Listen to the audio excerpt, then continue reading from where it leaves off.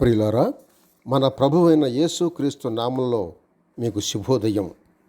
ఆయనను గూర్చి అనుదిన ఆత్మీయ ఆహారం, ఏప్రిల్ 20 శనివారం.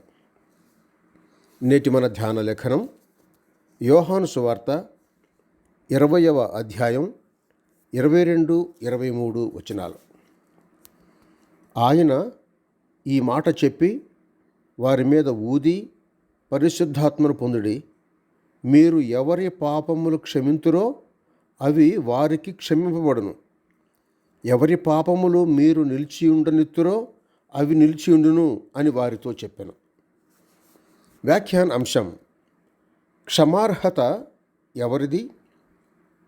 వ్యాఖ్యాన అంశం: క్షమార్హత ఎవరిది?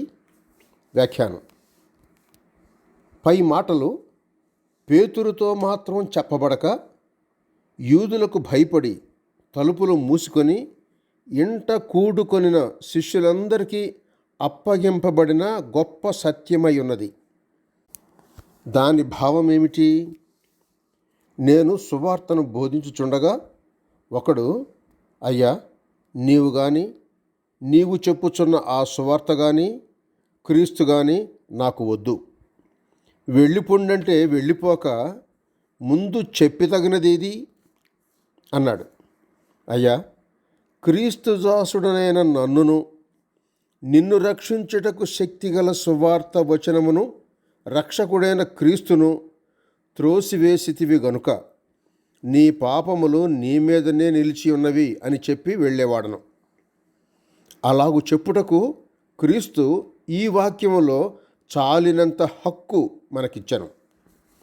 లేదా మరొకడొచ్చి, అయ్యా, ఇది మంచిది, ఈ సువార్త వాక్యము నమ్మదగినది, నేను నమ్ముతాను, మరియు ఇప్పుడే క్రీస్తును నా స్వంత రక్షకునిగా అంగీకరిస్తాను అని చెప్పి ఆ వ్యక్తి మోకాళ్ళుని క్రీస్తును గైకుంటాడు. అప్పుడు నేనేం చెప్తాను? అయ్యా, రక్షకుడైన క్రీస్తును నీవు గైకున్నందున నీ పాపములు క్షమింపబడి ఉన్నవని చెప్పి సమాధానముతో వెళ్ళమంటాను. దీని సరైన సంజాయిషి ఇదే కానీ పారంపర్యముగా వచ్చిన ఫలాని హక్కును బట్టి ఒక ప్రీస్ట్ నీ పాపములను క్షమించగలడు అని నమ్మకండి. క్రీస్తుకే ఆ అధికారం ఉంది కానీ ఇంకెవరికీ లేదు.